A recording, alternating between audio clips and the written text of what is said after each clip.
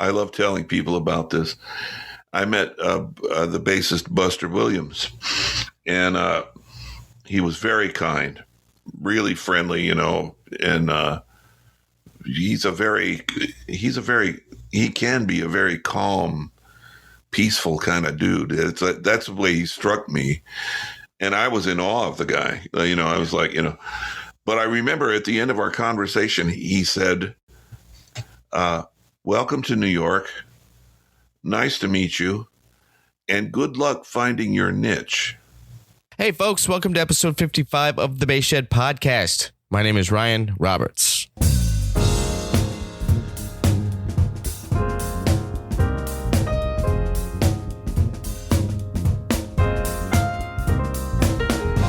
On the episode is Todd Coolman. Todd Coolman is a veteran on the New York jazz scene. Todd has worked with the who's who of jazz musicians. He's worked with Horace Silver, Gerry Mulligan, Art Farmer, Lionel Hampton, Benny Goodman, Slide Hampton, Stan Getz, Tommy Flanagan. He spent over 20 years working with James Moody. That is a very impressive resume. Todd Coolman has also authored 2 books, The Bass Tradition and The Bottom Line. He has released 4 albums as a leader, and he is the host of a bass podcast called The Cool Toddcast. I highly recommend it. The podcast is really fun. I like Todd's podcast. It's a really behind the curtain look at his time in New York, and speaking with other great musicians that he's worked with, and also answering questions. That's something that he's really interested in, is to give back to people that reach out to him and ask him questions about, his thoughts and feelings and ideas and concepts, or talk more about his approach to being a jazz bass professional in New York. I will have links up to all of that, Todd's podcast, his books, and his albums at thebasshed.com/podcast/Todd Coolman. Double bassists, everything you need for the double bass can be found at lemurmusic.com. Parts, classical etude books, repertoire, practice resources, amps, preamps, cabling, the whole bit. Everything you need for the double bass can be found lemurmusic.com. Everything you need for the double bass. Trickfish amps. Trickfish amps, go to www.trickfishamps. You can use the promo code TheBassShed to get 10% off. I love what they're doing over at Trickfish. So if you're a working double bassist, definitely doubling bassist. Double bassist and electric guy, or girl, person, whatever. If you're doubling on gigs, you're going to want to check out the Trilobite. If you are not doubling on gigs and you are either just a double bassist or an electric bassist, the Minnow is what you're going to want to check out. They also have an assortment of cabinets and heads. Trickfishamps.com. Use the promo code TheBassShed for 10% off. www.dlakenbasses.com. Dan Laken, founder of Lakeland Basses, has a new company, D. Laken Basses. Stop by, check him out. Dan is also doing some amp distribution. You'll want to check out the brands he's working with. I've checked out all those amp companies and agree with his decisions on amp companies to work with. So you're going to want to check that out. Go to www.dlakenbasses to learn more. All right, as I mentioned, jazz veteran, New York bassist Todd Coolman is on the podcast, and it was a great time to connect with him. I had been a fan of his for years, and he wrote a book called The Bass Tradition, which was had a huge impact on me. And obviously, what I'm doing with the Bass Shed, with transcriptions and talking about the bass tradition and history and culture, was all something Todd had already done in the book The Bass Tradition. If you have not checked out that book, I highly recommend it. Had a big impact on me, and I've been aware of Todd for quite some time. It was great to connect with him. We talk a lot about gig preparation, some attributes that have contributed to his value on the New York jazz scene. We discuss his podcast. We discuss the books he's written. You're being dropped into the conversation. The conversation was already going, and we had spent a little bit of time up front just talking about COVID. And how he had been impacted by COVID, during the lockdown over there in New York. And, we discussed some silver linings to it, where you just time to slow down, kind of get out of the hustle a little bit, enjoy some life around you that normally will just pass you right by, to reconnect with some musicians that you don't see that often because they're on the road or everybody just has busy schedules. So that's what we had discussed. And now you're being dropped into the conversation where we're kind of finishing up the talk about COVID and moving forward. But that's where it is. And this is my talk with bassist Todd Coolman. I honestly, I feel a little bit out of shape. Yeah. Because, I wasn't aware of it so much, but, especially when I was working several nights a week, on the days when I worked at night, I had kind of a routine. Okay. The way I set my day up and get this together and get that, all leading to try to optimize my performance. Sure. And it seemed to happen in a certain order, and I've even forgotten the routine. You know what I mean? Is that something that just kind of evolved into a ritualistic practice, or something you mentally said, okay, it was strategized? Yeah, no, it evolved. Okay. Just through experience. Yeah. And, I guess I sort of lucked up on a sort of, like you say, a ritual that seemed to lead to success. Okay. So whether it was to make sure that I took a nap in the mid-afternoon, 30 minutes. Yeah. Or that I reserved some time in the morning to go over the music that I'd be playing that evening to review things. Whatever, whether it meant, okay, I have to leave the house at a certain time. Sure. So 40 minutes before that is when I start getting my gear together. Right. Loading the car a certain way to make sure that I have everything I need. Yeah, everybody's got their own little Jenga game to get the car together. It's the result of having messed up so much. Yeah. Right? And then you just say, well, I remember one gig, this is hilarious, was really hot summer, like August, and super humid.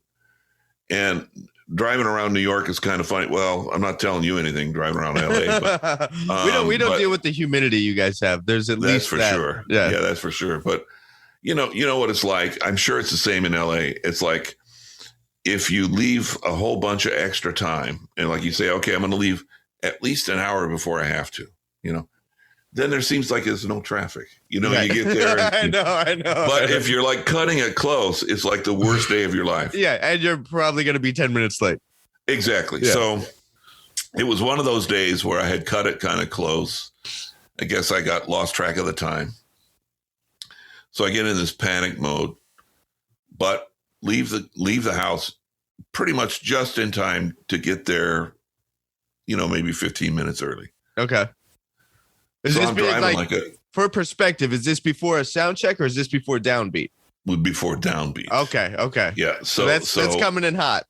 Yeah, exactly. Yeah. So I'm just racing, on the expressway and pardon me, freeway. and I'm looking for cops and I'm all that. And I'm about 15 minutes into my drive and I'm looking in the rearview mirror to make sure, and something caught my eye and I look, my bass is not in the car. Oh, man. Can you believe this? I don't have my instrument. I think this is unbelievable. So I turn around. Yeah, I race home.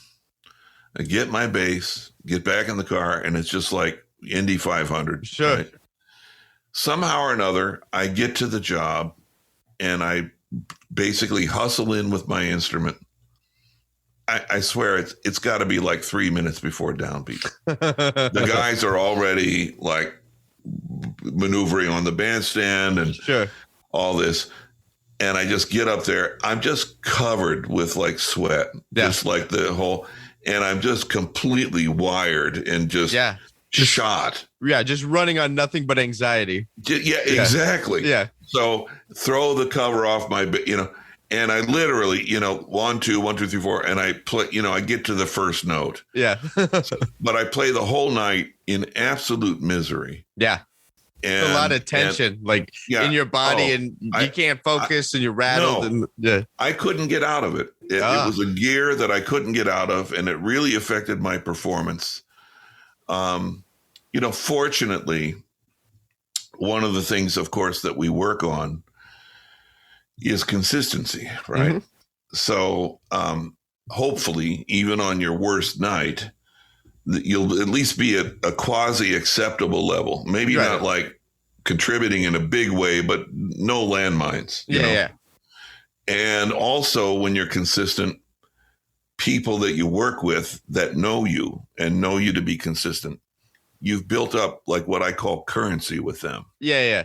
So that they know this is not like you. This is not your habit. Right.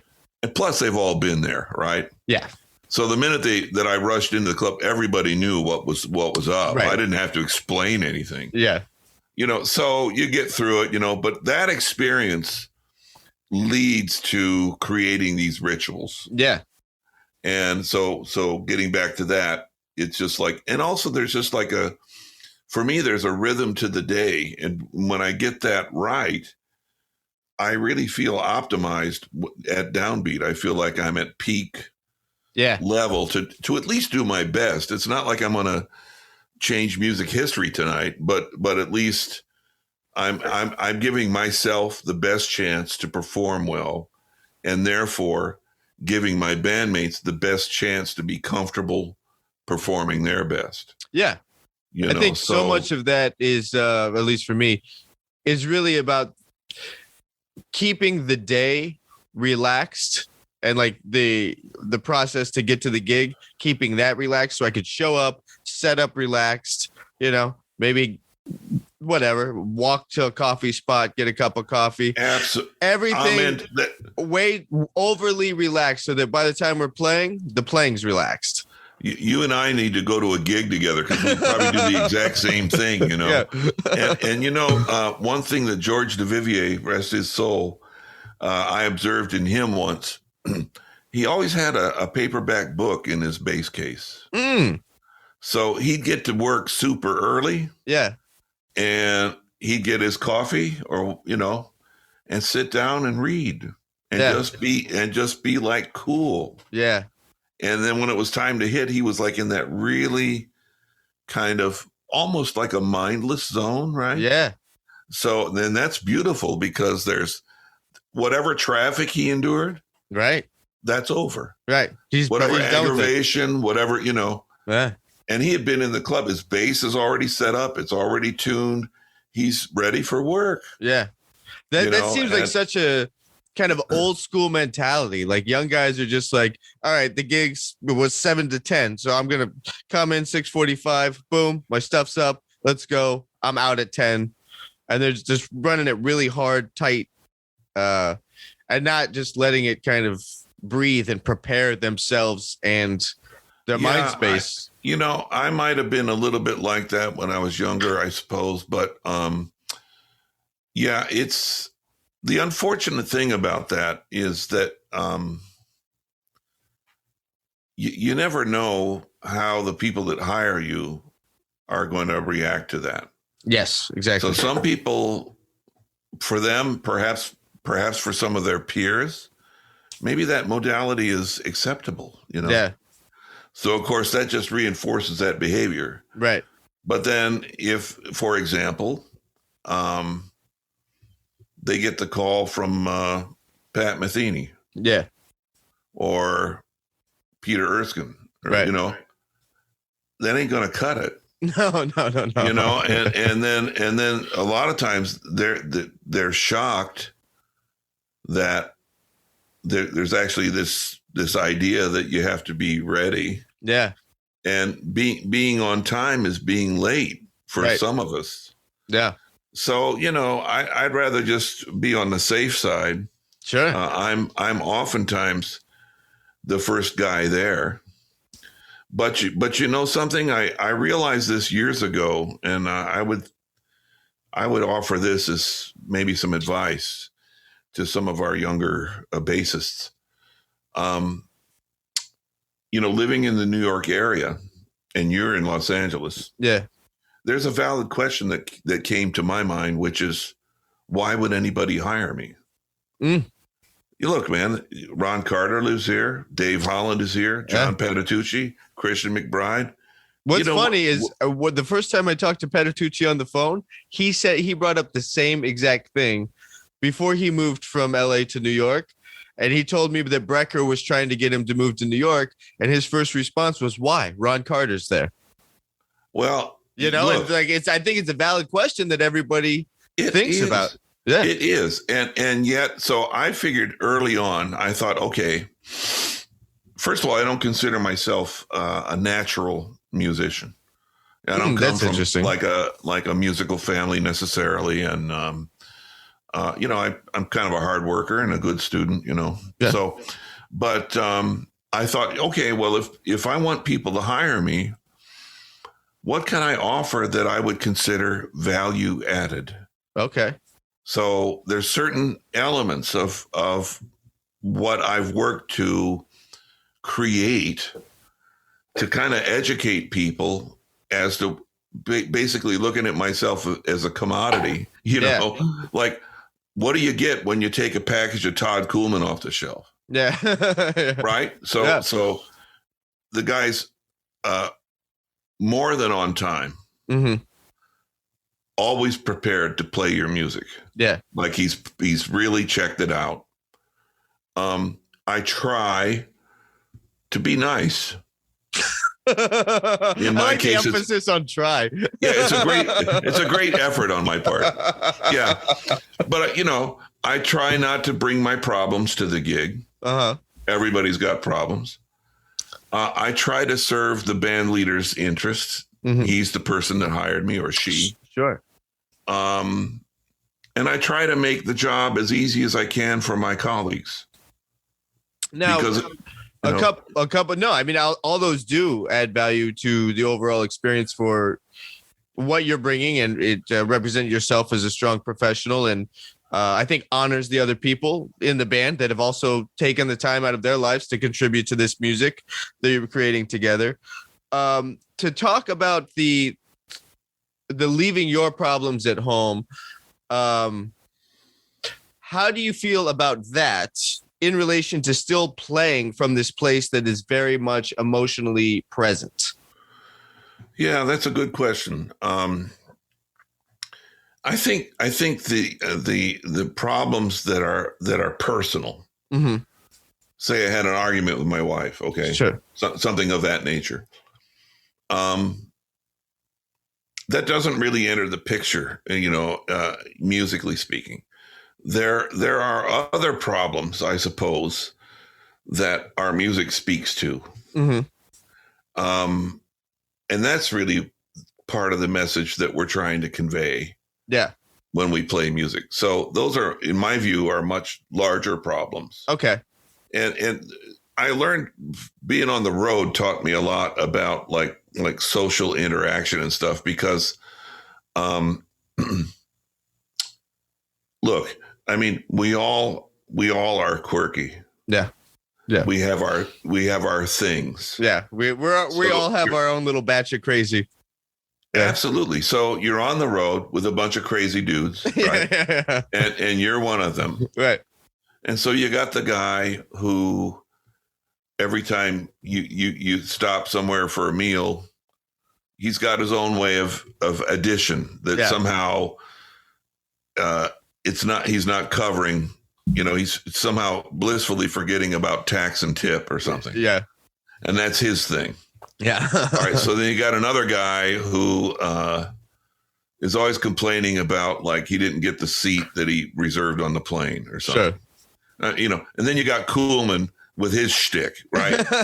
So, but I learned by observing, I thought, everybody's got these little ticks, right? Mm-hmm. But it occurred to me that the guys I was traveling with were putting up with my nonsense. Mm. They were choosing to live with it, kind of overlook it, as long as it didn't get to be too invasive or disruptive. Okay. Okay, so Coolman, he's impatient about when it's time to leave the gig. He's ready to go, and he doesn't want people to socialize. Yeah. Or that's his thing. Is that a thing? You just like to, you don't like to not talk? the hanger guy. Yeah. So, but man, I figured, look, these guys are putting up with a lot out of me, just all this nitpicky crap that I get involved with. Yeah.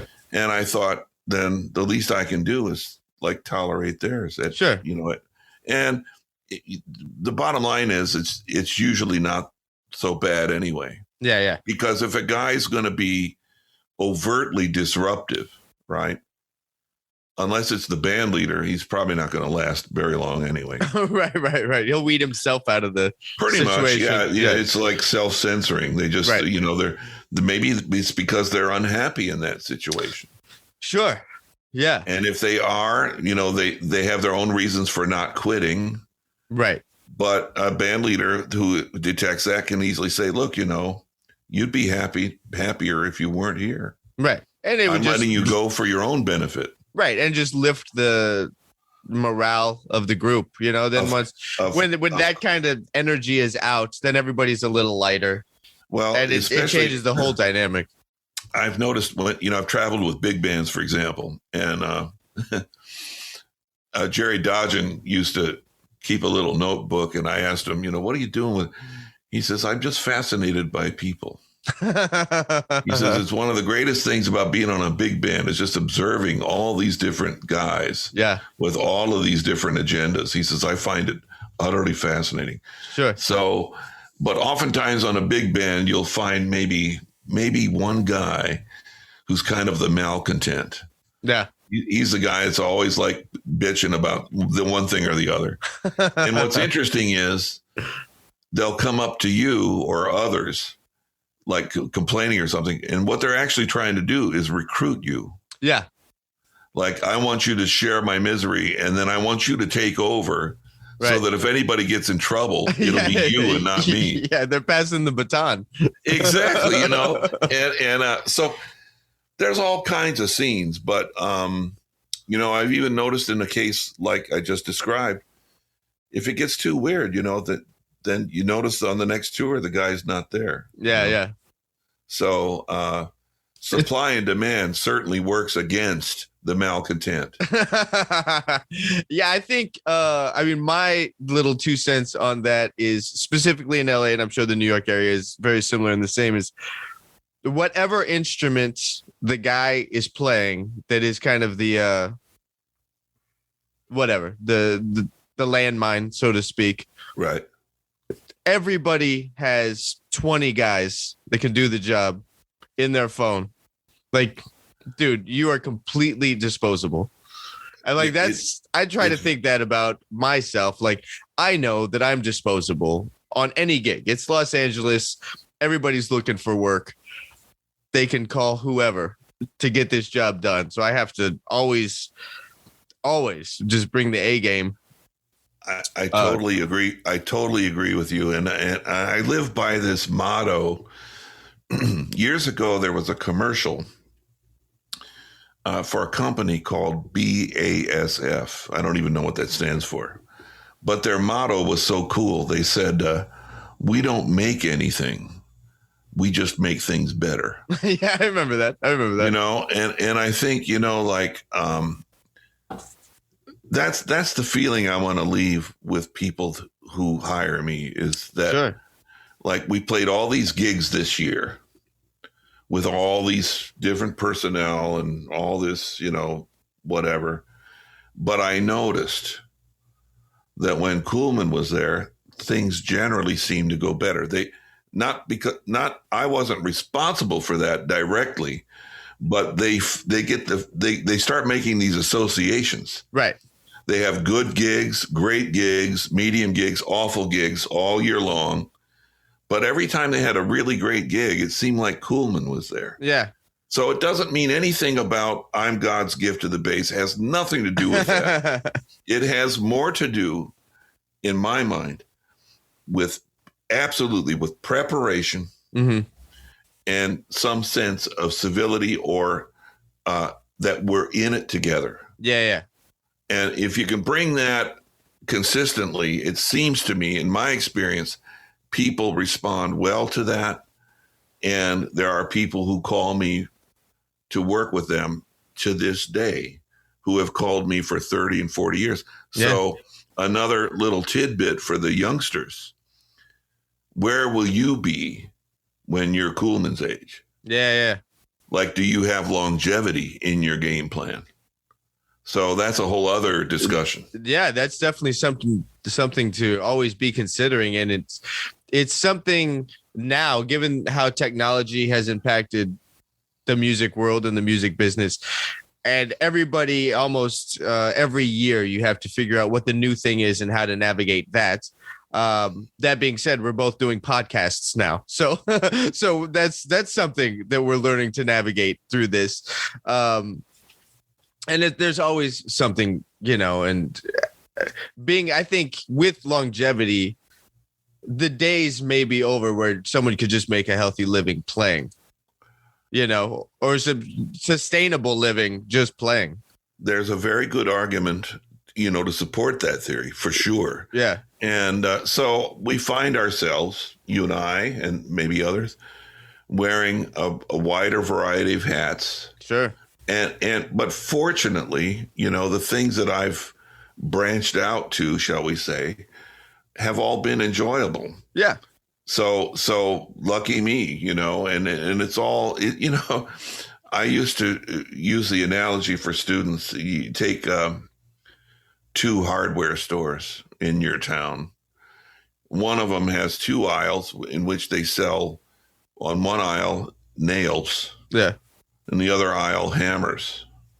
And then you go to the next place and they've got wrenches, screwdrivers, saws, blah, blah, blah. Where are you going to shop, Yeah. So, yeah, and of course the landscape is constantly changing. The music's always evolving and, going through various changes. So,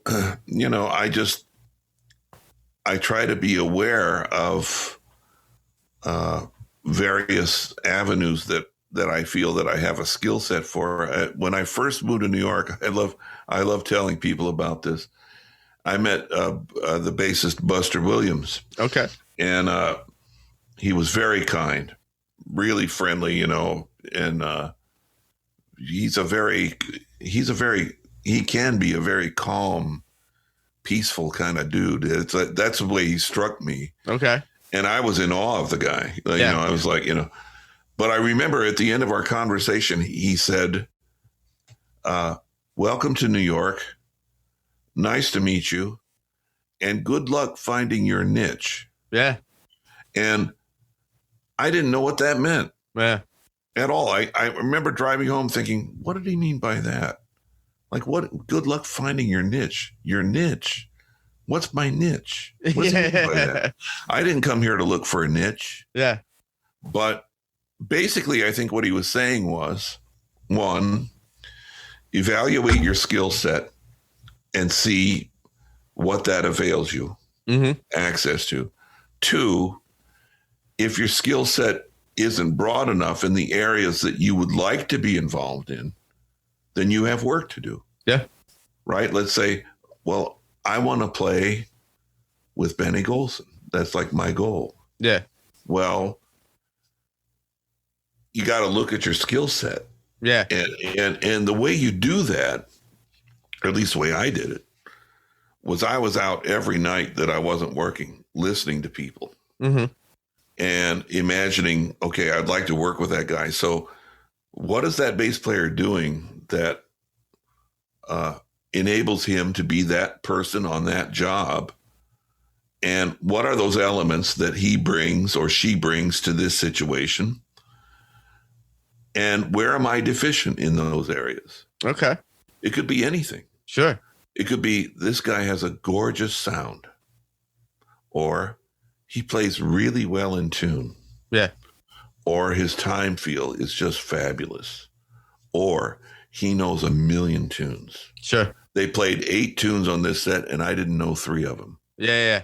Well, you can bet that I had a little 39-cent spiral bound notebook, Yeah. Writing down the names of the tunes and going, and all that. So I just referred to that as field research. Yeah.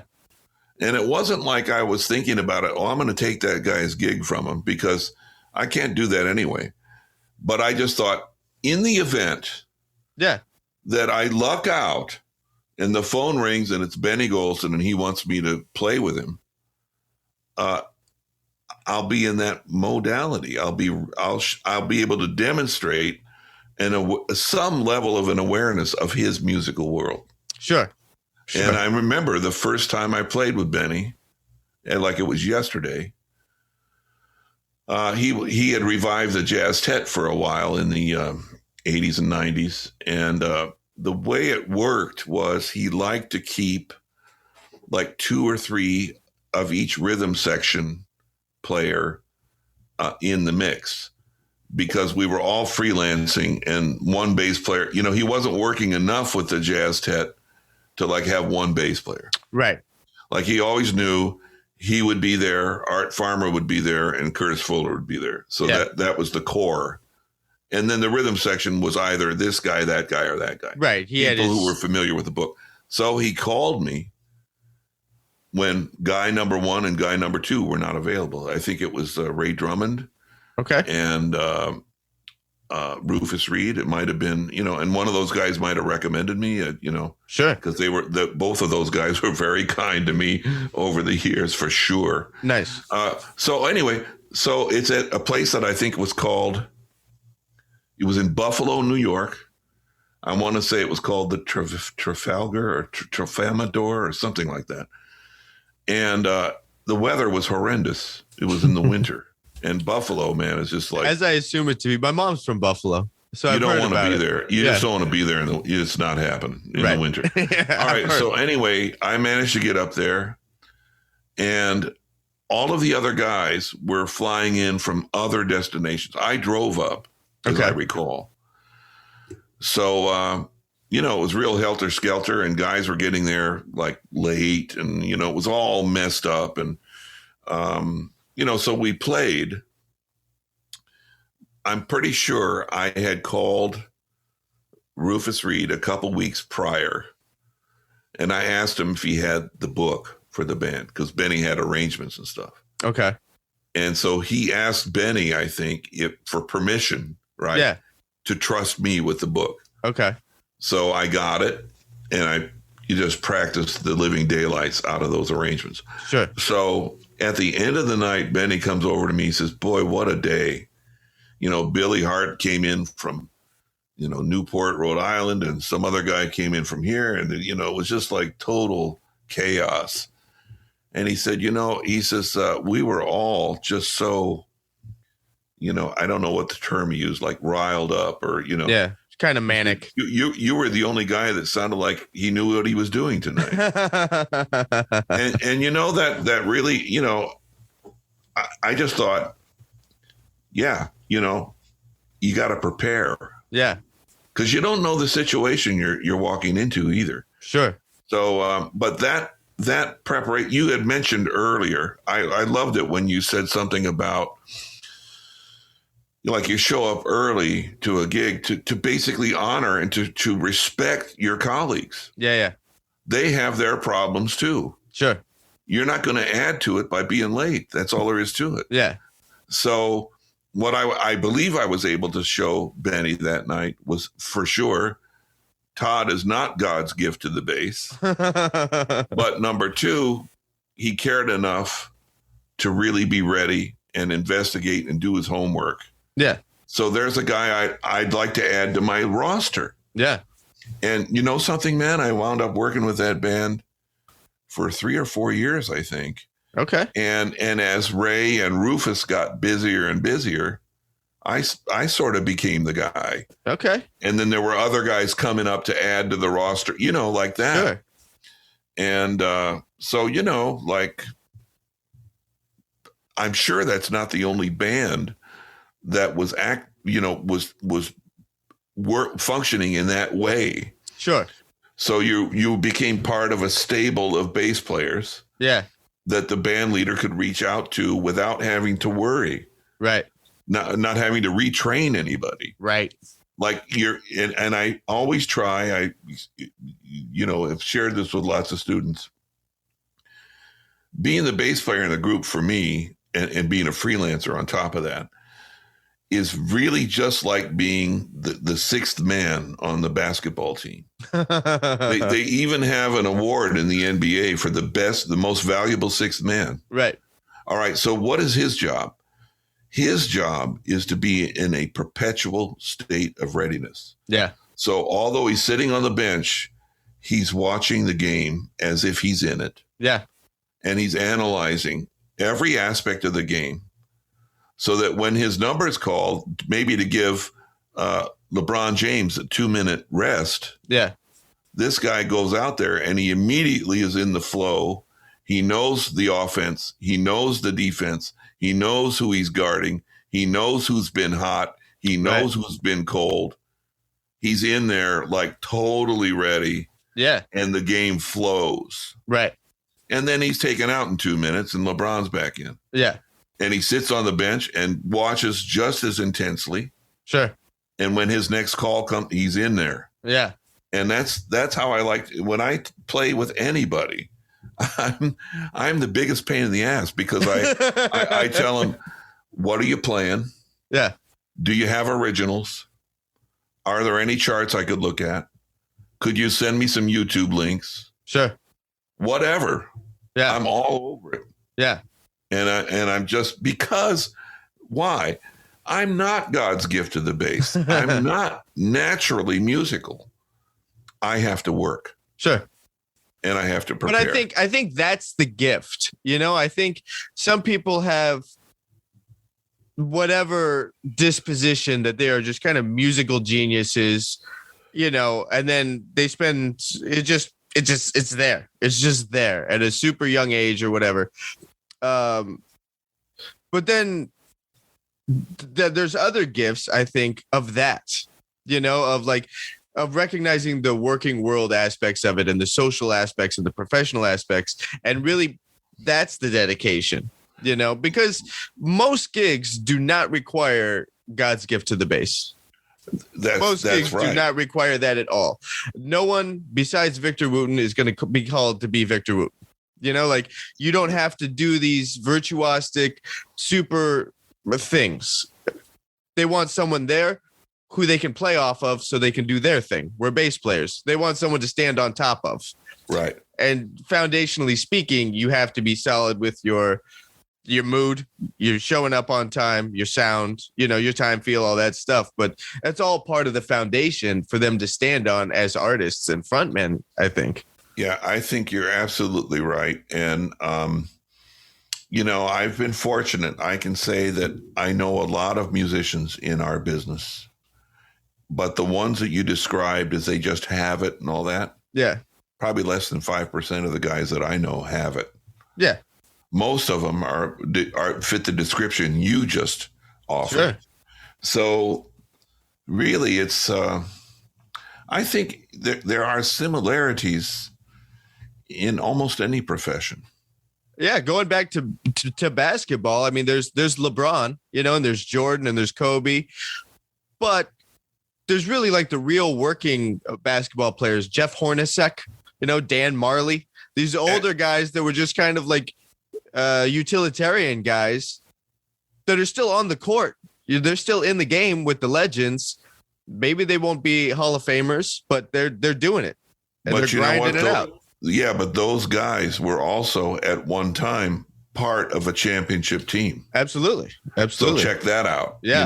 And when there's no I in team, is there? Right. So you know what I mean? So like they have something. Yeah. And they're not LeBron or Jordan or Kobe. They're not that. Yeah. And the guys we mentioned, how many guys are in the NBA? I don't know, like 1,000, say. Yeah. We can name 10 of Bird, Magic, Sure. And that's it, baby. Yeah. You know? Yeah. You know, they're like the Victor Wootens. Right. Exactly. And they're the Tom Harrells and the, you know, and the Michael Breckers and the John Patitucci's, you know, and those guys. Yeah. You know, those are the guys. But I mean, come on already, you know? So really, you know, it's so funny. When I came to New York, I was 24 years of age. I had no game plan at all. Where'd you come from? Where was home? Well, more or less Chicago. Okay. So, and I had a great training ground there because at the time when I was sort of breaking in, there was just tons of work in Chicago. Yeah. And a shortage of good bass players. Okay. So supply and demand really worked in my favor. Yeah. So I got a lot of really great experience prior to coming to New York. But I had no plan when I came here at all.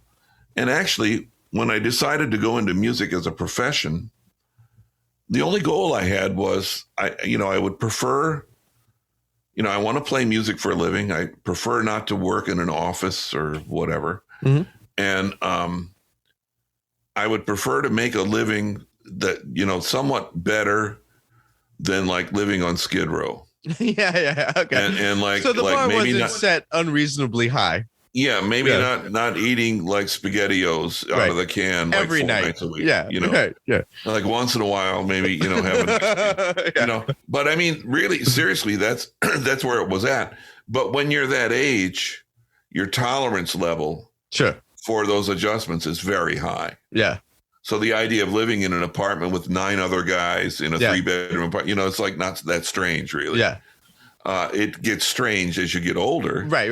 Yeah, but when you're 45 and doing it, then it's a thing. Yeah, that's kind of it's a little deep then, but I think. But hopefully, if your career progresses, then it's like part of the career. It's part of this path. So, that's really why I just thought, I just thought I have to really work and really do my research and really.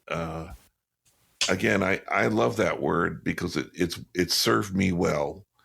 Preparation. It's that to me, it's 90% of the game. So and especially now because now there aren't, at least in New York, there aren't the plethora of working bands that there was when I moved here. Like when I moved here, people would say, "Who are you with?" Right. Oh, I'm with Gerry Mulligan, or and you'd be with these guys for a year or two. That's actually something I'm interested in to speak with you about, because I don't know, and I'm sure you could qualify a time period in which maybe that shift happened, that it turned into like, let's say an artist putting together, they do a record. And so then maybe they do a bunch of dates with the band that was on the record. But then, okay, that's not the guys anymore for the next record. It's not like, Miles's quintet or Coltrane's quartet, where it was like a band unit that cultivated a specific sound over years of grinding it out together. When do you think, from your time in New York, from 78 to now, when do you think that you noticed more of that? You showed up and it wasn't like that already. Right. It's hard to put the exact date on it, but I will say this. It feels like somewhere in the late 80s, early 90s, it feels like it was there somewhere. But so what caused it?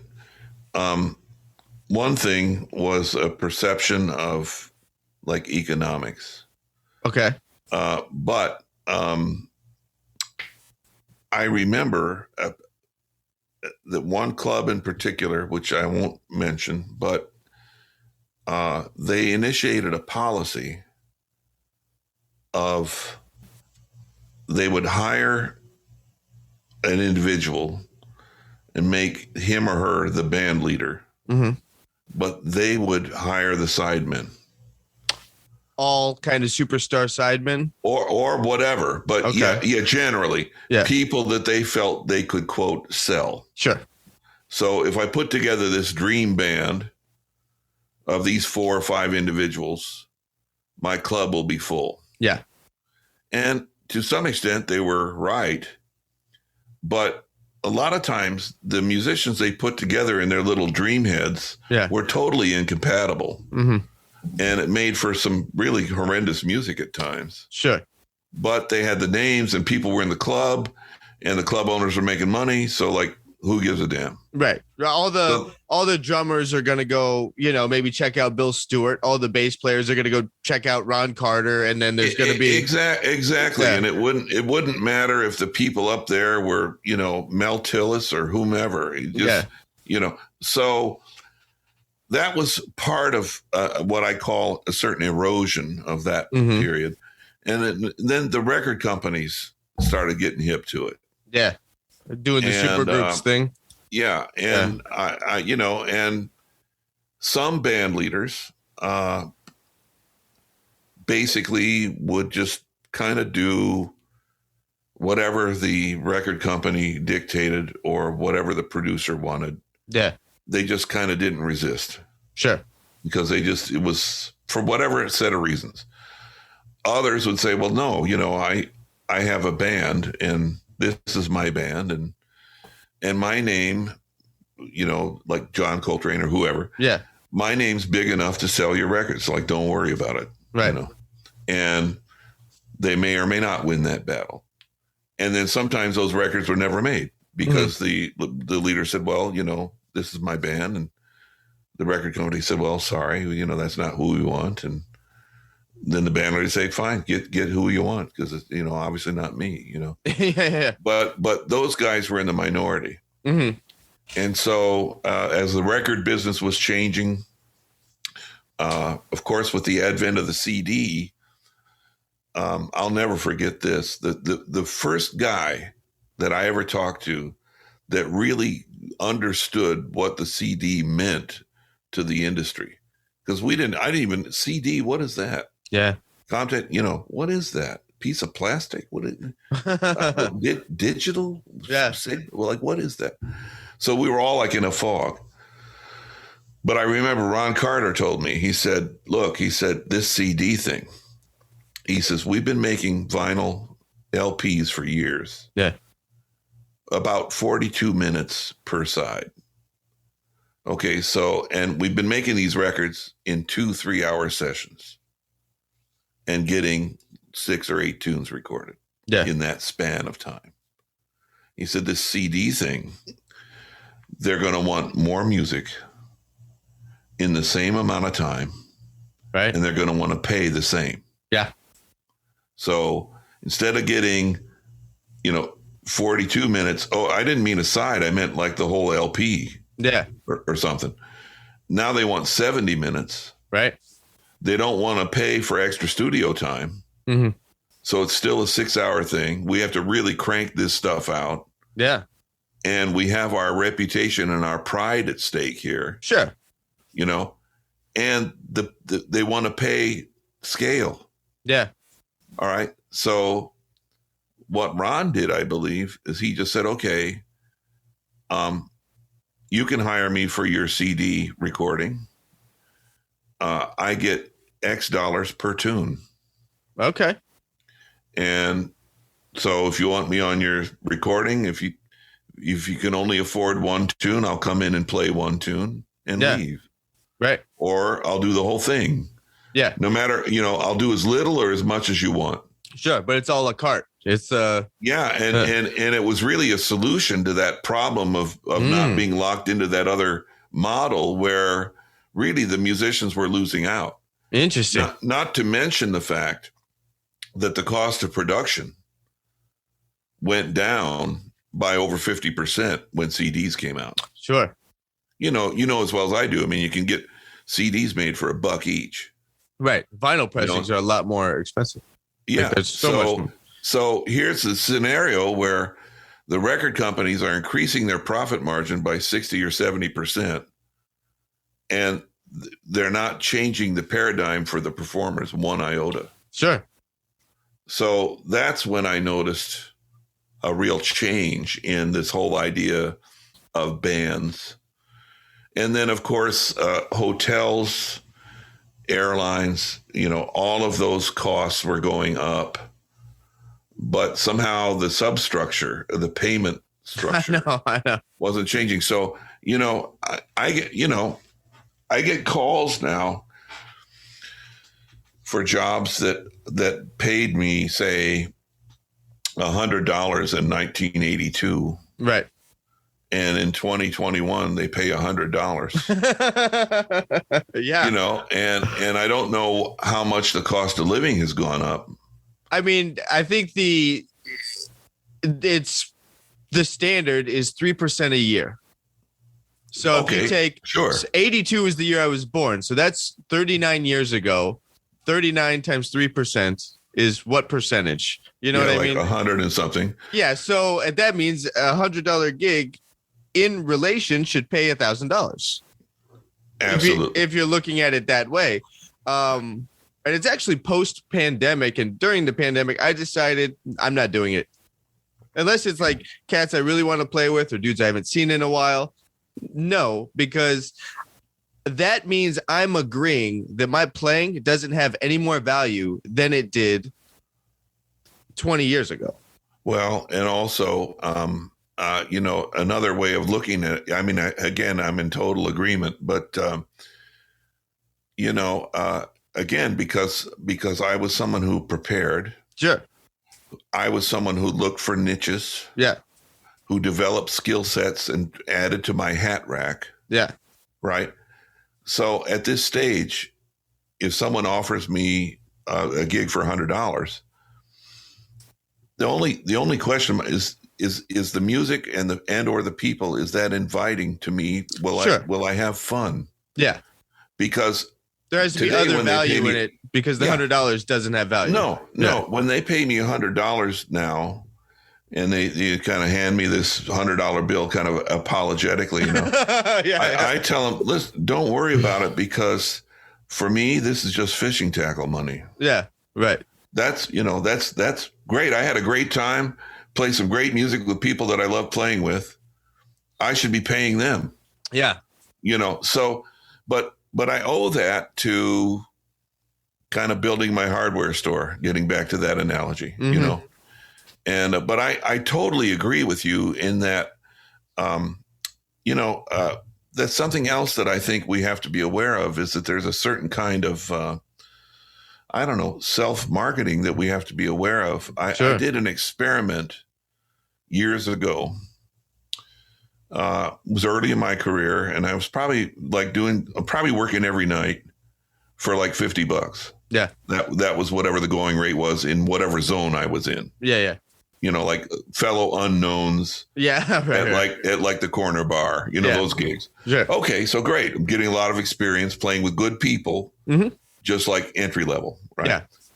Great place to cut your chops, like on the gig training. So year after year goes by. And at some point I thought, man, this is kind of moving sideways. Like I'm not, so I arbitrarily, on January 1st of a certain year, I just said, okay,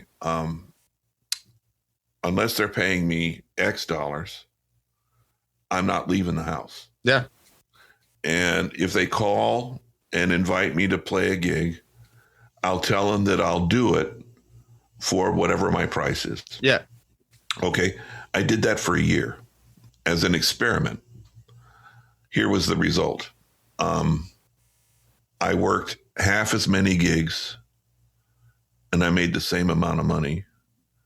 And the gigs that I was doing were in better venues. Sure.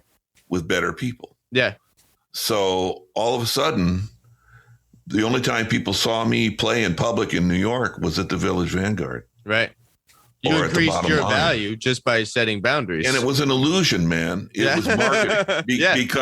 Because my playing in that year, I didn't just blossom into like the next Buster Williams, But how did it change your playing? Because if you're not playing gigs as often, things loosen up and you don't get into these. I mean, I remember when I was playing a lot, like anywhere between 5 to 9 nights a week. Yeah. The weekends I was pulling like doubles and triples. It was in what, like for my ego, it was amazing. Of course. For my playing, it was really, really static. And I wasn't bringing new things to the bass or to the music every night. And so it wasn't until I started playing less that I felt the music I was showing up with was, I was more emotionally committed to, and it was fresher. You're absolutely right. That is a byproduct. The other thing to think about is because you're suddenly in this other echelon, you're playing with better players, which is raising your level of ability. Sure. You know, the goal is to play with the best cats on the planet. Yeah. That's what raises your level quicker than anything. Yeah. You know, so there's a lot of benefits to that. But really, that was just a perceptual thing. I just kind of thought, look, I like to think at that point, I thought I've worked pretty hard. You know, I have some ability. Mm-hmm. And how do I want people to think about me? Sure. Well, do I want them to think, well, he's the best guy we can get for $40? Right. Or is he unattainable for my gigs? And then I started getting calls the next year from some of those same people, and they would say, I finally got a gig that I can afford you for. Yeah. And so what happened was those former employers also started to get to another level of business. Sure. And they didn't forget about me. Yeah. They just realized, hey, now I have a gig that pays this, and Coolman, he's available if I can pay him that. Right. So, you know, and I'm not talking about astronomical figures. I didn't have the gravitas to charge the moon. Yeah. But I just thought, okay, this is a fair wage. Yeah. For who I am and what I do and what I've prepared for. It's like, this is totally fair. Yeah. And I was giving myself a raise to keep up with inflation. It was that simple. Sure. Like anybody else, you know, working people, that's in their contract. Yeah. Every year they get a 3 or 4% raise to account for the cost of living. Right. And maybe a little bigger raise for merit. Yeah. But that's how it works in most of the world. Yeah. Except in us. music. Yeah, I know. Yeah, you know. I know. So, hilarious. Anyway, and then I found too that by diversifying, I actually had a guy come up to me at a club in Minneapolis one night, and he wanted me to sign one of the books I wrote. Mm-hmm. I do want to talk about those actually. Those are so I'm signing it. And he goes, you know something? He says, I'm glad I came tonight. He says, because I didn't even realize that you played the bass.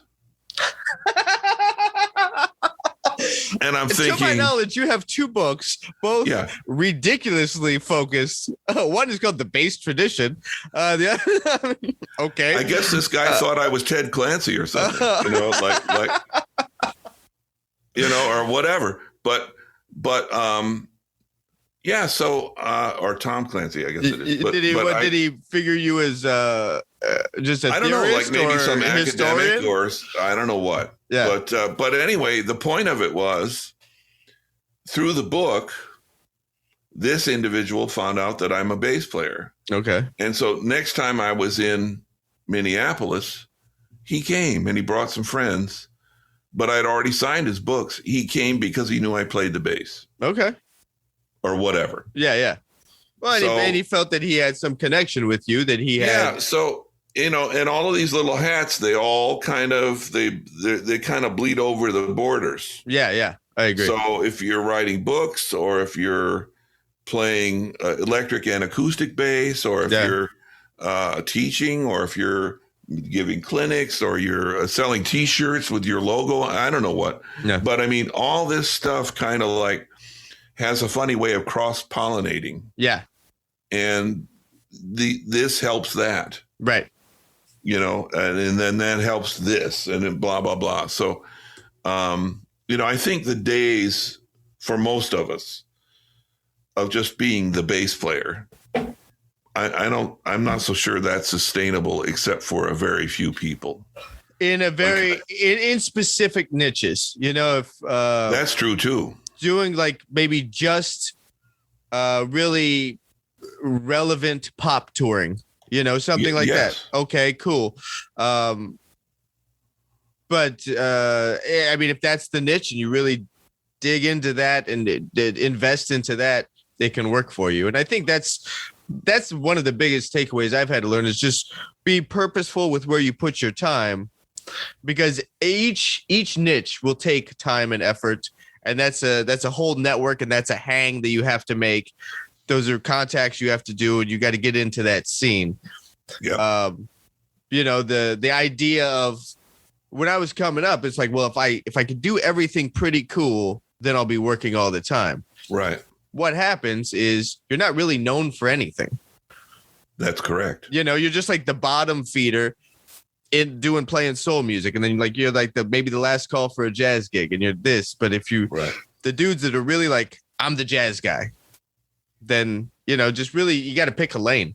Yeah, they're all in. Yeah, and and they can be very successful. Yeah, my good friend Peter Washington. Oh sure, is a guy who I would call him hands down. Yeah, for those styles of music that he's devoted himself to. Mm-hmm.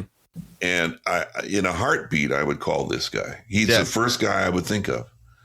So, but he's all in, and he said, "This is who I am. Yeah, this is what I do, and here we go." Yeah, and then within that, there's its own rules of diversification. And that's true too. That's true too. But it's because Peter has positioned himself that way, and because he's such a prolific player, a beautiful player, he occupies a lot of real estate in a town where there's not a lot of real estate. Yeah, see what I mean? Yeah. So he picked the zone, and he took that zone. Yeah. And other guys are in the zone, but he's still he's going to be called first. Right. And I think he should be. Yeah. So God bless him, But I think there's definitely a lesson there. It's not that, he's not capable of doing other things. He just chose not to, play in a top 40 band, for example. Right. And yet the guys that are in there work all the time. Yeah. They've got summer homes in Tahiti and stuff. So good. Yeah. And for a lot of people, that beats the hell out of working on Wall Street. Sure. So God bless them. I mean, I think, I don't really categorize or evaluate or any of that stuff. And I don't think some guy that's like a full-time top 40 electric bass player is somehow beneath what other guys do. Sure. No, he's an expert. Yeah. He's a professional musician who is at the top of his game. Yeah. And I take my hat off to that guy. Sure. So that's where that's at. Yeah. And I like hearing that. I like hearing you say that from all the jazz giants you've played with, which is jazz being a very academic music, still honoring, the different areas and honoring the fact that it's a big world and there's room for everybody. And if you make it to the top of whatever your lane is, cool. Job well done. If you hear Victor Wooten and you can't dig that, then you might as well just get 6 feet under right now. Right. Because this guy is saying something. Yeah. And so many guys. In fact, that really turned me on early in my career. I was playing out in Los Angeles. Okay. And I had a couple nights off. I'll never forget this. And I wasn't so into that music at the time, frankly. I was young. I was a purist. Yeah. Oh man, if it ain't bebop, fuck it. Sorry, pardon my language. No. But the thing is, so I purposely went, and I heard a band. It was Lee Ritenour, okay, Tom Scott, Alex Acuna, and Bunny Burrell, Abraham maybe? Laboriel. Okay, Abe Laboriel. Okay, so and I even went there with an attitude. Yeah. That, by the way, are like the most LA of the LA guys. Like, right. And first of all, I'm from New York, you punk, that kind of just arrogant, self-centered bullshit. Right. New York is where the real shit happens. Like, right, exactly. Yeah. So I'm sitting there like this, right? And they start playing. And man, within 1 minute, I was like this and my jaw was on the ground. And another minute, and I was so into it. Yeah. It was so perfect. Right. These guys just played so great. They were instrumental masters. And when I heard Abe Laboriel, Yeah. just like his sound, I was on the floor. Yeah. And that fire and that energy, like, yeah. And then the inventiveness. Yeah. And then also here I realized I'm listening to a guy that can play anything, right? Yeah. But on a certain tune, he's just playing boom, boom, boom, boom, boom, boom, Yeah. boom, boom, for like 5 minutes. And I thought, well, man, he can do a lot more than that. Yeah. But then I thought, wait a minute, that is the thing. Yeah. That is the thing, and I really dug it, Yeah. and I didn't even have the nerve afterward to go up and like introduce myself or say hello, because I was so ashamed of where my head was when I walked in the joint. Yeah. And I thought if I went up and told him I would be like phony or something. Yeah, like a hypocrite or something. Yeah. So I just thought, you know what? Lick your wounds, Coolman, and leave this place and learn something from this. Sure. And man, that was like one of the great, great learning experiences. And then I started listening to all kinds of bass players in all kinds of genres, including non-Western genre. Yeah. And just, and let's face it, man, good bass playing is just good bass playing. Yeah. And good musicianship and professionalism is to be admired. Sure. So like, I don't care who it is. When I hear a guy taking care of it, I can go into Club X in Phoenix, Arizona. Yeah. And hear some guy playing Tex-Mex stuff. Yeah. But just playing the hell out of it. Yeah. And then I can just go up to him afterward with all sincerity, say, man, right on. Yeah. You're kicking ass, and I really enjoyed your playing, and keep doing what you're doing. And then they'll say, well, are you a bass player? And I'll say, well, yeah. Who are you, Oh my God, and I've been a fan of yours. So really it's like, if you're open. Sure. And you can, if nothing else, if that wasn't my favorite music of my life, just to appreciate the skill level of a comrade, makes me want to practice. Mm-hmm. Makes me I want to get home and get my bass and try to get better at being a professional bass player. Sure. Period. Yeah. And so that's what I've learned from that. So it's really kind of funny because I did it in the opposite. You're supposed to be all open-minded when you're 20 and all closed-minded when you're 65 or whatever. I did it the other way around. To go back to the books you wrote, The Bass Tradition actually was one of my favorite books. I used to have it. I love that book, and actually was probably a bigger inspiration than I knew. The other half of what I do here with the Bass Shed is transcriptions, and it's the whole concept is learning from the legends. Everything you need to know has probably already been recorded. So go find it. I do a lot of transcriptions, and everything that was in the Bass Tradition, it's basically that through videos now. So there's that aspect of the books. It's kind of like this street education of just learning from records. But then the other one, the bottom line, is a much more academic, cerebral approach. And I'm guessing I can kind of piece together where that comes from your personal formal education, and then the education you've gotten on the gig from all these masters. Coming from both sides of the education, the real world and the classroom, have you found that the classroom fills in gaps that the gig didn't teach you, and the gig fills in gaps that the classroom didn't teach you?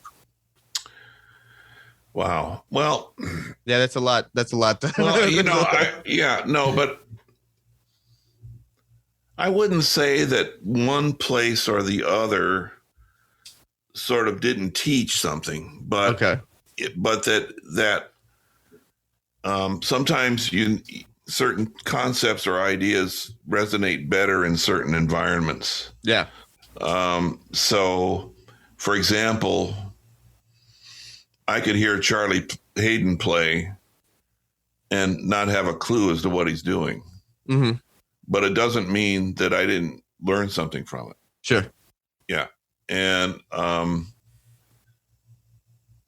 same thing, like maybe somebody in a classroom was able to say, well, this is what we think Charlie Haden is doing. And maybe if I could put the two together, somehow I could have a better understanding. Yeah. So, first of all, there certainly is no substitute for hearing live music. Right. No matter what you do or do not know about it. It's, and the learning you get from that is very, very hard to categorize. The classroom, of course, has evolved with, I think, the disappearance of what we used to call 52nd Street, or in other words, street learning. Sure. Learning on the bandstand. And that had to do with, just you have to know about jazz history and how this all evolved. But I think that the ideal player today is one who's both intuitive and also intelligent. Mm-hmm. So, like, I frankly, I don't know many guys that can really play jazz well. If they can't, they're not dummies. Right. Now, I know some guys who make very bad choices. But as far as playing music is concerned, they're not dumb. Yeah. Because they can play this stuff. The bass tradition book, the transcriptions, of course, it was something that I knew that I needed to transcribe to acquire a vocabulary, basically. Uh-huh. And the funny thing about that book is, when I decided to write it, actually, I didn't decide to write it. I was on the road like 40 or more weeks a year at one point. Oh, wow. And I was struck by how much time was wasted in the air. 17-hour flight to Sydney. Yeah. Like, that's a lot of time to not do anything. Right. Like, it's a straight up day. Yeah. Or, whatever, flight delays. Yeah. Or day off in like Mansfield, Ohio. Right. What good is that, So they came out with that thing, that cassette recorder called the Walkman. Mm-hmm. Revolutionary. So a portable cassette recorder that even had A-B repeat on it. Now, I'm blessed to have relative pitch. Okay. So I can relate to certain pitches and then know what's happening, pitch wise. So I just took this Walkman with me on the road, and during flights or during layovers in hotels or layovers at airports or any other, totally dead time, I would start transcribing a solo. Okay. I took cassettes with me of like solos of all these different guys and after a while I had a bunch of them transcribed, and I was giving a workshop somewhere, and I mentioned the name Oscar Pettiford. Mm-hmm. And this young boy in the back of the room raised his hand. He says, Oscar Pettiford is my mailman's name. And I thought, now this kid has never heard of the real Oscar Pettiford, and he thinks it's his mailman. Right. Also, kind of impressive that he knows his mailman's name. In a way, yes. That's. Yeah. I'm blown away. A couple reasons, all within just the setup of this story already. Yeah. That he doesn't know the bass player, but he's at a bass workshop, and he knows his mailman's full name. There you go. So, but I thought, immediately when I heard that, I thought something's wrong with this. So I thought, maybe if I publish these transcriptions, I can enlighten people who may not be enlightened yet. Yeah. Because I knew inherently that we had to assemble an initial vocabulary from the masters. Yeah. So that's kind of how I went about it. And of course, the painful thing with, making a list of people is leaving people off the list. I mean, you could go on and on. I could have written 29 volumes of the bass tradition. So you brought up George Duvivier earlier, and I think he is one of the There's a vinyl right here, like on the record player of Sonny Stitt, and it's George on there. And George is one of my favorites that never really got some of the recognition of Pettiford, in that really bass legend thing. But he's right there. I agree. Yeah, there's so many, So, so I assembled that. And in those days, we were a little unclear about things like copyright law. It was a lot of vagary in that area. So I just met each player or sent him a letter explaining what I was doing and asked them to sign a release. Mm-hmm. I figured if I got their permission, then it would be okay. Yeah. Now, I don't know if that's true or not, but back in the day, that's kind of how we did it. Coming at the other angle, like the bass, what did I call it? The bottom line book. Yeah. That came as a result of some teaching experience I had. And by that time in my career, I had come to understand that what we really have to master, regardless of idiom, is what I call just the grits and gravy of the music. Right. I mean, so, and I was concerned that there were a lot of players, a lot of students I had that could play at it, but they didn't really do it. Okay. Their bass lines might have even been, somehow correct notes, but didn't make any sense anyway. Mm-hmm. Or lines where you couldn't differentiate between sounds. Right. So if it was a minor chord going to a dominant chord, you couldn't hear that harmonic motion. Sure. So I figured that I would write a book that focused on the basics. Mm-hmm. And I guess I'll explain it this way. I had the good fortune to play for many, many years in a quartet led by James Moody. Yeah. And he's one of the preeminent soloists of his era. Sure. And one time, he was a habitual practicer. This guy practiced all the time. Yeah. And one time, after I got to know him and was around him for years, I said, "Hey, Moody," I said, "Man, what on earth do you practice now?" I mean, I said, "You've played the entire history of jazz, like in one night, like what do you practice?" And he said, and he picked up his tenor, and he played a C major scale up one octave and back down, and then he said, "And variations therein," and that was just heavy. Because let's think about it, man. There's 12 notes and there's 12 keys. Right. Until further notice. Right. Okay. So that book, I thought, well, I'll write it in such a way that a beginner could get with it. Mm-hmm.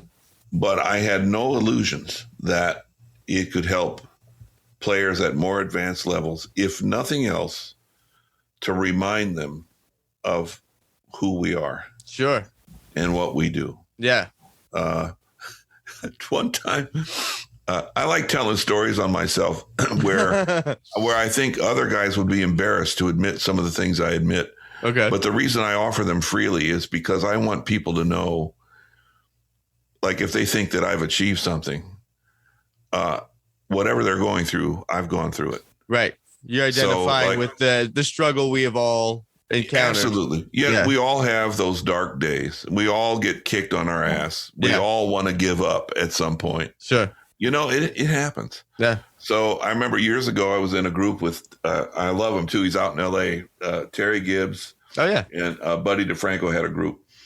So in that tradition and with the music, the tunes we were playing and stuff, there really wasn't, the bass solo wasn't really a thing very much. So we were in Chicago and we're going to play a week and we're going to record live on the weekend. Okay. So a rehearsal, doing all this stuff. After rehearsal, I said, "Hey, Terry," I said, on the weekend when we're recording, I said, "You think I could have a couple solos?" Yeah. He says, "Why do you want a solo?" And I said, "Well, I'm young and I have not on too many records yet. And I'd like for people to get to know a little bit about what I do and how I sound and stuff. Yeah. He says, so you want to get famous? I said, well, I don't know. I don't know about famous, but maybe, better known, maybe. Yeah, yeah. He says, you'll get famous and you'll get better known by making me sound good. And he said, if you want a solo, he said, get your own band. And, I kind of agree with it. Yeah. And I felt terrible. Yeah. But I went back to my hotel room and thought it through. And I called him up and I said, Terry, about what we talked about. I said, I want to apologize because I said, I think, I was kind of naive and a little bit selfish. And I said, I realize what you were saying. I know you said it a certain way, but I said, I think I understand what you meant. Yeah. And I said, I'm here to be the bass player. Sure. And to be supportive of the music. And I said, I get it. And I said, thank you for sharing that. I said, I'm a big boy now. And if you have things, you don't have to sugarcoat them for me. Yeah, it's okay. Okay. So dig this. Friday night, first set, 3 bass solos. So in other words, he wanted me to really understand how this stuff works. Yeah. Put it in context. He didn't have any opposition to having a bass play a solo. It was just like first things first. Right. So I really like it when bass players really can really embrace that which we are. Mm-hmm. And, I'm not even so sure that when a bass player plays a solo that anybody cares about it anyway. No. So it's like, and now that's not to say that I want to be the next best bass soloist in the planet. Sure. We practice all of that. Yeah. And we want to improve. And I think I've improved over the years, but that's not why I got hired. Mm-hmm. Not for my solos. Sure. So that's kind of where the bottom line book was kind of like for beginners, hopefully a good organized system to kind of get that together. For more advanced players, if nothing else, a reminder of who we are. Yeah, and I think it's always necessary to never lose track of that. And I think the more time I've spent with doing the transcriptions and digging into all these guys, it's so important. Like you look at how much thought is, if I go and, I did transcribe the Ron Carter solo off of the album Third Plane, where they play Stella. I liked that record in 6. And I love Ron's bass line on that because almost every way that you can play 3, he covers it in 3 choruses before his solo. Like he floats, he walks, he does sets up these. I mean, it's very Ron. It's very all the genius of Ron is in this bass line. Right. And just so much detail and attention to detail in his bass line construction. Like really, you're not just dumping out some quarter notes until you can solo. Like this is your job. This is your job. And Ron does that better than anybody, He plays on purpose. Yeah. There's nothing ambiguous about any note he chooses to play. No. So nothing slipped through the cracks with Ron. But just imagine, like you can devote your whole life and career just to getting that together, Yeah. So, and I kind of chuckle, I listen to young bass players playing and they're playing with their contemporaries. Mm-hmm. And now they're exploring rhythmic things and they're exploring what we used to call odd meters, right? Sure. But you know what? It's interesting to hear all this music. I mean, some of it's quite interesting. But the role of the bass hasn't changed. Right. So you got some piece that's in, 11/8. Yeah. And the bass player is still saying boo, boo, doo, ba, boo, boo, da, boo, be, boo, ba, doo, ba, da, ba, da, be, whatever it might be. That role hasn't changed a hell of a lot. No. Even though the music is quite different in nature. But ultimately, I was in elementary school, I was pretty good at math, Okay. So like 11/8, right? Oh, it's the new thing. It's new, right? Yeah. Well, let's see. 4 plus 3 is 7. right. Plus 4 is 11. Oh, how about that? Yeah.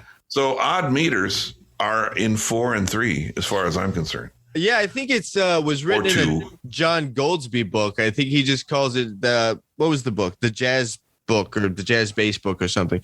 There's a chapter on 2s and 3s. It's all just 2s and 3s. Exactly. I play with a guitar player regularly who loves to play in 15. Good. So it's a bar of 4/4 and a bar of 7/8. And that's how he groups it.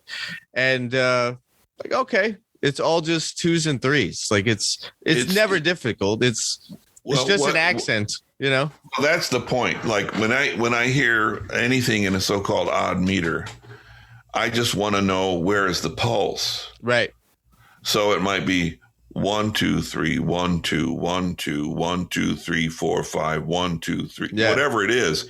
But there's always seems to be, well, in good odd meter playing. Sure. Dig this. It should swing. Yeah. It should have a groove. Uh-huh. So, swing isn't confined to 4/4. Right. So if somebody writes something that has a good feeling, I couldn't care less what meter it's in. Sure.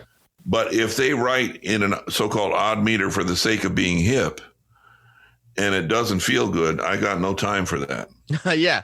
There's I love street art. And so I live in Venice, California, and there's a lot of street art around me. Of course. And there's a mural just down the street of Charlie Chaplin's face, and it says smile right by it. And in the picture, he's not smiling. And I thought that was really ironic. So I went home and I took the tune, Smile, and I kind of wrote this dark arrangement of it to reflect the street art thing.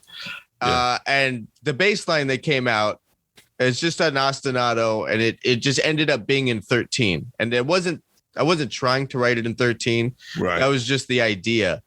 And now I can't kind of hear it another way. Like it's just like I hear it in 13 and the melody works this way. And it's fun. Yeah. To make that stuff groove. And a guy I like to check in with for that is Sting. Sting always writes in odd meter that you never think it's odd meter until you realize it's odd meter. Well, that's because it feels good. Absolutely, and that's and if it does, then that what did they asked Ellington, Duke Ellington? They said, "What kind of music do you like?" Oh yeah. And he said, "Well, there's good music and bad music," and he said, "I prefer good music." Yeah, that's so it, really, man. we do. I mean, I'm lucky to have lived long enough to have somehow acquired a more broad-minded view of music than I certainly did not have it when I was very young. Yeah. I was a real, snob, basically. Yeah, sure. But you know what? It's funny. Like by being a little bit more open in my older age, I've actually become better even at playing the music that I was originally snobbish about. Right. Isn't that interesting? Yeah. So, it's just about becoming a better player and, sure. and looking at obstacles as challenges. I had a mentor in my academic life and he faced a lot of genuine challenges in his life, health challenges and other things. And he would always say, this should be an interesting adventure. Yeah. He was embracing it. You see, and that for me now, that's where it's at. It's like if something seems really strange to me, then it suggests to me that I've got a problem, not the music. Yeah, and then I'll kind of check it out that way, and I'll take what I can from it. Yeah. You know, and steal from the best. Yeah, that's it, man. That's it. That's exactly it. Dude, thanks so much for doing this. I appreciate it. This is a real pleasure, man. I don't, of course it's been kind of a pandemic thing, but when's the last time I got to hang out on the corner and talk bass with somebody? I know. It's been fun. So I think it's a great service that your podcast is providing because. Oh, thank you. Likewise. And let's talk about yours. I mean, it's in my notes here. You're, as of today, which is July 6th, you're 15 episodes deep. Right. And you talk about your experience and your, and even very similarly to the stories you've told right here. It's exposing the real nature of your time in the jazz scene. It's taking a look behind the curtain of your career and how you speak with other musicians. And I love that, because I'm always interested in that as well. And talking to different players, maybe classical people or pop people, whatever, and hearing what the world is and what it's not, Right. because I'm not, my friend Derek, who was on the road with Gwen Stefani, like, I'm never going to be on that gig, but he gets to tell me about what that gig is really like now. That's so cool. Yeah. Well, I started the podcast. I it's kind of hard to come up with a title for these things, but I like what you did. Yeah. I call it the Cool Toddcast. Yeah. Play on words. But, I started it really just for my own amusement. Yeah. But I thought, well, why should I have a podcast, or why would anybody care about a podcast? But I just realized, I thought, well, I've been in the music business about 45 years, I guess, maybe longer. I don't know. And I thought, well, I've had a certain experience. Yeah. And I just thought, if I can share that experience with others, there may be analogies to their reality. Yeah. Because even though the music business has changed radically, sure, since the time that the business side, the act of being a professional musician and the things that we think about, the things that we go through, right, our triumphs, our failures, and everything in between, insecurities and all egos, and all that stuff. Yeah, it's definitely part of any endeavoring professional musician's path. Yeah, is going to be littered with similar experiences, even though the business is so different. The process, of getting into music as a way of life, I think that there's a certain universality that if somehow I could hear Louis Armstrong's story, I think there'd be a lot of similarities. So, to whatever extent my so-called experience can be helpful to someone else, or just resonate on some level, or, like you say, give the non-musician or the total novice, just pull that curtain a little bit. Dude, thanks so much, Todd. Thank you so much. This was a lot of fun.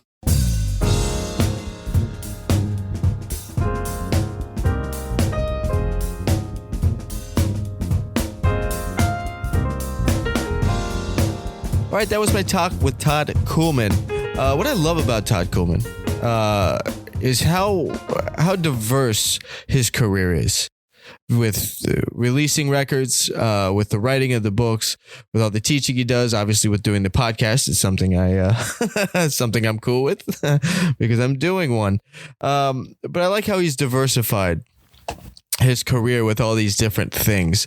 And I highly recommend his podcast. You can get there by searching for The Cool Toddcast, or you can get there by thebasshed.com/podcast/Todd Coolman, where I will have links up to his podcast, his website, and all the other things that Todd is up to, his records, Spotify page. So yeah, definitely check him out. If you've not gotten with the books, The Bass Tradition and The Bottom Line, I highly suggest both of those. I highly suggest listening to his albums. If you're enjoying this podcast, please subscribe on whatever platform you are listening to it on. You can rate it, leave a comment. You can always email me at ryan@thebasshed.com. And that's about all I got for this one, folks. I will catch you on the next one in a minute.